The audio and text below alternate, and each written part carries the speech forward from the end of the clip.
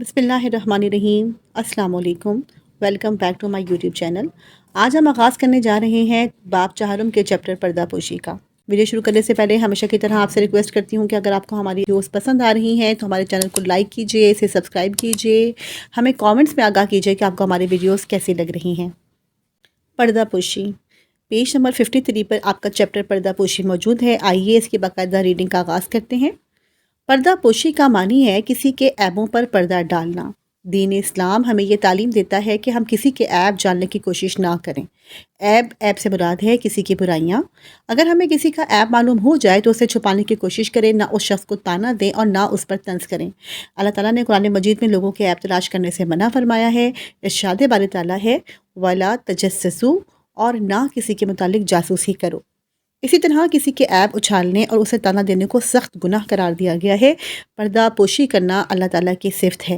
بیٹا یہ ایک main point ہے کہ پردہ پوشی کرنا کس کی صفت ہے، تو یہ اللہ تعالیٰ کی صفت ہے۔ نبی کریم صلی اللہ علیہ وسلم نے دوسروں کے عیبوں پر پردہ ڈالنے کو بہت بڑی نیکی قرار دیا ہے۔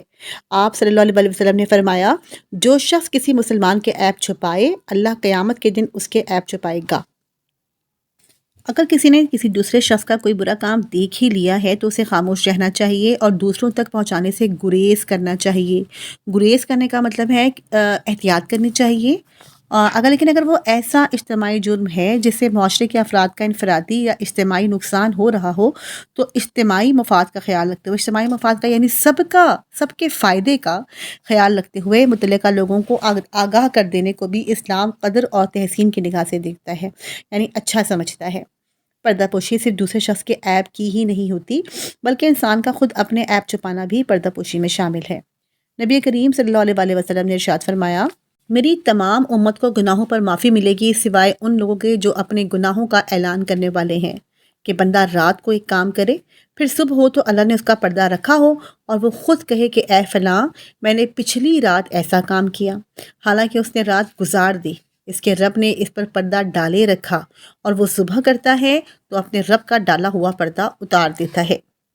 نبی کریم صلی اللہ علیہ وسلم جب لوگوں کی اصلاح فرماتے، یعنی ان کے اعمال درست کرنے کی کوشش کرتے، تو دوسرے شخص کا نام لیے بغیر اشارے سے بات فرما دیتے تھے۔ بعض اوقات فرماتے کہ لوگوں کو کیا ہو گیا ہے کہ اس طرح کہتے ہیں اور اس طرح کرتے ہیں۔ لوگ اتنی بات سے ہی اپنی اصلاح کر لیتے تھے۔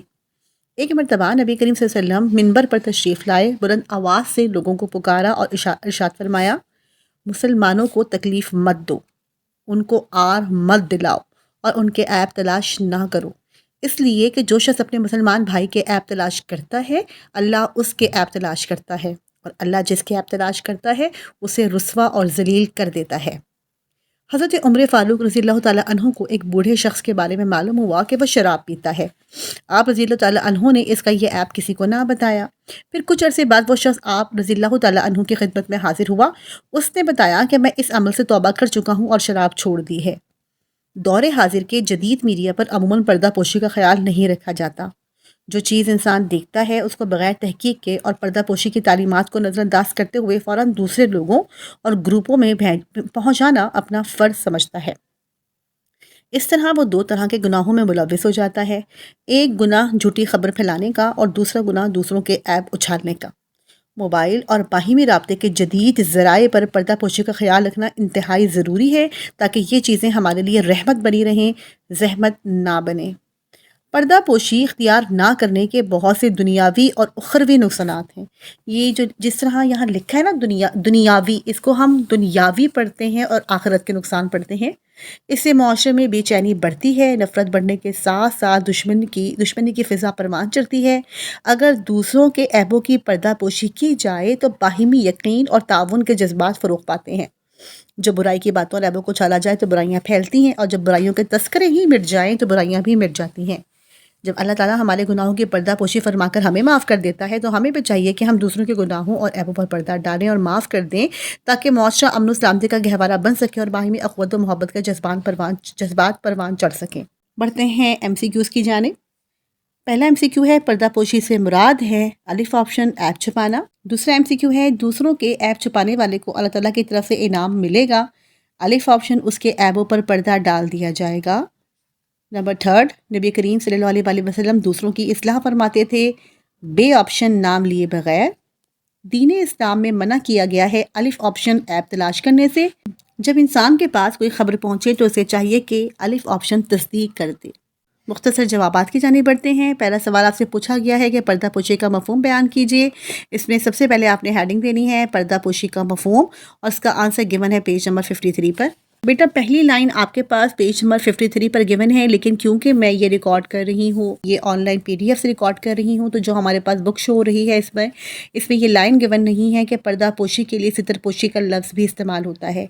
आपने इसका स्टार्ट करना है। पर्दा पोशी का मानी है किसी के ऐबों पर पर्दा डालना। पर्दा पोशी के लिए सितर पोशी का लफ्ज़ भी इस्तेमाल होता है।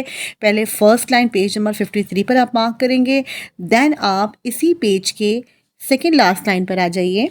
पर्दा पोशी सिर्फ दूसरे शख्स के ऐब ही की नहीं होती, बल्कि इंसान का खुद अपने ऐब छुपाना भी पर्दा पोशी में शामिल है। ये आपका कंप्लीट आंसर हो जाएगा क्वेश्चन नंबर 1 का। क्वेश्चन नंबर 2 आपसे पूछा गया है पर्दा पोशी के बारे में एक कुरानी आयत मुबारक का तर्जुमा लिखिए। आपने हेडिंग देनी है पर्दा पोशी आयत कुरानी की रोशनी में। और पेज नंबर 53 के फर्स्ट पैराग्राफ में आप देखिए अल्लाह ताला ने कुरान मजीद में लोगों के ऐप तलाश करने से मना फरमाया है, यहाँ से लेकर तर्जुमा सूरह हुजुरात का, और ना किसी के मुतालिक जासूसी करो। क्वेश्चन नंबर 3 है पर्दा पोशी के बारे में एक हदीस मुबारक का तर्जुमा लिखें। आपने हेडिंग देनी है पर्दा पोशी हदीस मुबारक की रोशनी में। पेज नंबर 53 पर आपने सेकंड पैराग्राफ में देखना है नबी करीम सल्लल्लाहु अलैहि वसल्लम ने दूसरों के ऐबों पर, यहाँ से स्टार्ट करते हुए सही बुखारी के हदीस का तर्जुमा कंप्लीट आपने लिख देना है। अल्लाह क़यामत के दिन उसके ऐब छुपाएगा। Now we are question number 4। हज़रत उमर रज़ी अल्लाह ताला अन्हु ने पर्दा पोशी का हुक्म कैसे पूरा किया। आपने इसकी हेडिंग देनी है पर्दा पोशी और हज़रत उमर रज़ी अल्लाह ताला अन्हु, और इसका आंसर गिवन है पेज नंबर 54 पर।